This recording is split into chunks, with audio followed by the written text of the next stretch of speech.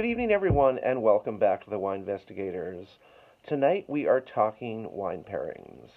I was scheduled to do a wine pairing event this evening, which had to be canceled, but because I had spent some considerable time putting together the menu, I wanted to talk about why selected what I selected and how that applies to tasting menu pairings in general. So basically, with a tasting menu, you're generally speaking going from something very light, canapes, tuna tartare, all the way to something very rich, let's say venison, and then of course there's dessert. And the wine journey you take along that is reflective of the weight of the dishes. So, for instance, in this pairing I put together, I start with a Pierre Peters Blanc de Blanc, so 100% Chardonnay, in a 1.5 liter bottle. That adds a note of fun to the proceedings because folks aren't used to seeing the large format bottles, and of course, the carbon dioxide sort of is a great conduit for alcohol, so it goes right to your head, and you are in that state of merriment, and also with the acidity pricks up your palate. Would be wonderful served with a tuna tartare, fresh shrimp, various canapes, anything fresh and refreshing. For the next course, I chose a Riesling from Austria from Knoll, a Smaragd Riesling. And the idea of this choice is your second course is probably going to be a little bit weightier, perhaps a shellfish, an uni, or an oyster. And you want something that has acidity because acidity goes great with shellfish, but you don't want it to be overpowering. So you don't want an off-dry Riesling.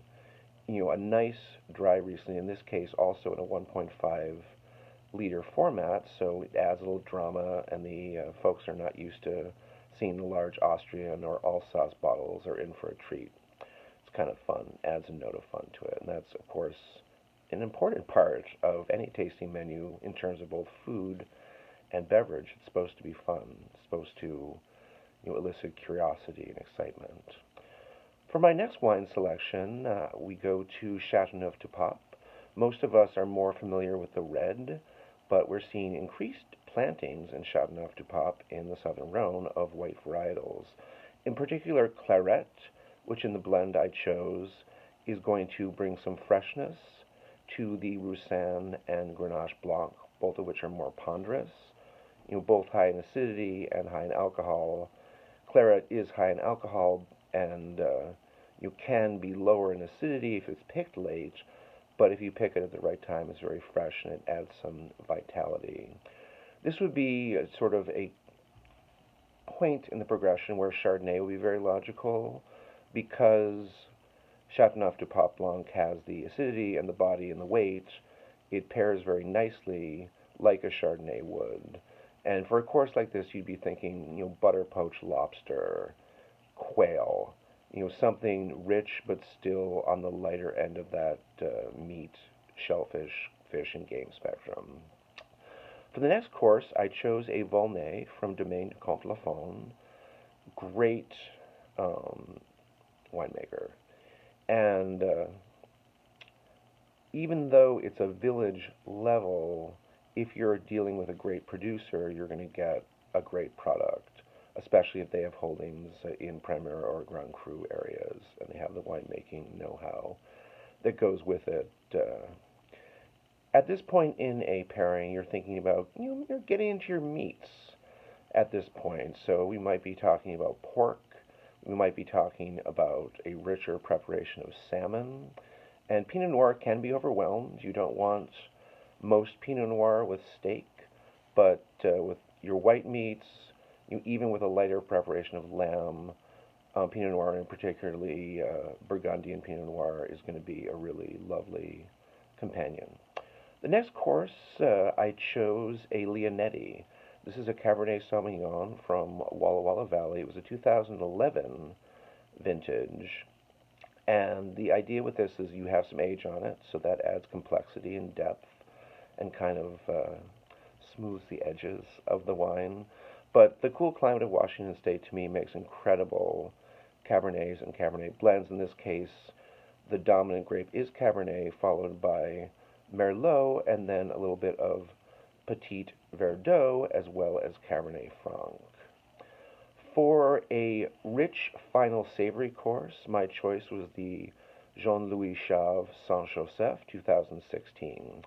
This is a textbook example of a producer whose wines from Hermitage, which is just another area in the Northern Rhone, would be in the $300 range, whereas this is about a $60 bottle of wine from the same producer, bringing all of the finesse, the know-how.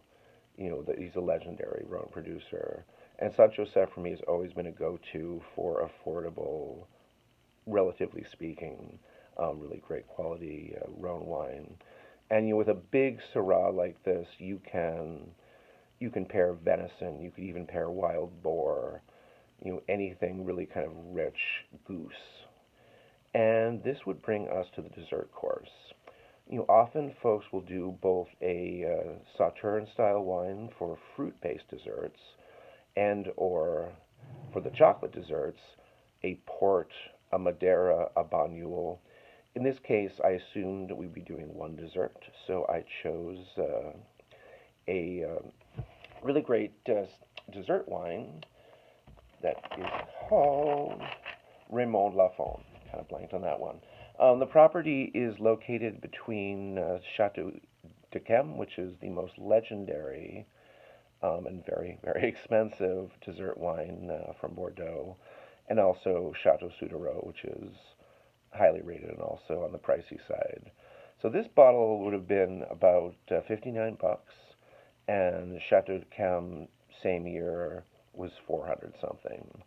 So we're talking about almost from one over the picket fence from one yard to another.